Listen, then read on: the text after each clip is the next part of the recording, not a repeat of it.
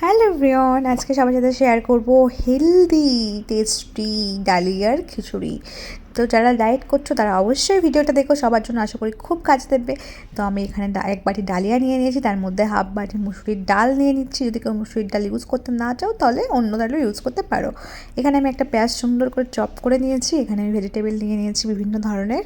তো এখানে আমি একটা প্রেসার কুকার নিয়েছি, তার মধ্যে অল্প একটু অলিভ অয়েল অ্যাড করছি, তার মধ্যে অ্যাড করছি কিছু জিরে, আর তার মধ্যে কাটা পেঁয়াজটা আমি সুন্দরভাবে অ্যাড করে ভালো করে ফ্রাই করে নেব।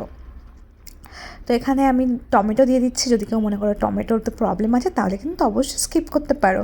টমেটো দিলে টেস্টটা আরেকটু সুন্দর হয়, সেটা আমি টমেটো অ্যাড করলাম। এখানে আমি আলু দিয়ে দিচ্ছি, কারণ আলুতে আমাদের কোনো প্রবলেম নেই, সেই জন্য যদি কারোর আলুতে প্রবলেম থাকে অবশ্যই আলুটাকে স্কিপ করতে পারো। আলুর জন্য কিন্তু টেস্টের কোনো ফারাক থাকবে না।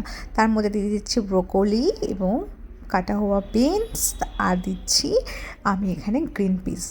তো এগুলো দিয়ে আমি খুব ভালোভাবে 1 মিনিট কষিয়ে নেব। খুব আলতো হাতে কষাতে হবে, কিন্তু না হলে ব্রোকলিগুলো ভেঙে যেতে পারে। আর আমি ওদিকে ডাল আর ডালিয়াটা খুব ভালো করে ধুয়ে নিয়েছি। এর মধ্যে আমি অ্যাড করছি পরিমাণ মতো লবণ, পরিমাণ মতো হলুদ, আর একটু জিরের গুঁড়ো। তো এটাকে অ্যাড করে আমি ভালো করে আবার মশলার সাথে সবজিগুলো ভালো করে মিশিয়ে দিচ্ছি। তো ভালো করে মশলার সাথে যে সবজিগুলো মিশিয়ে দেওয়ার পরে আমি ডালিয়া আর ডালটা প্রেসার কুকারের মধ্যে দিয়ে দেবো।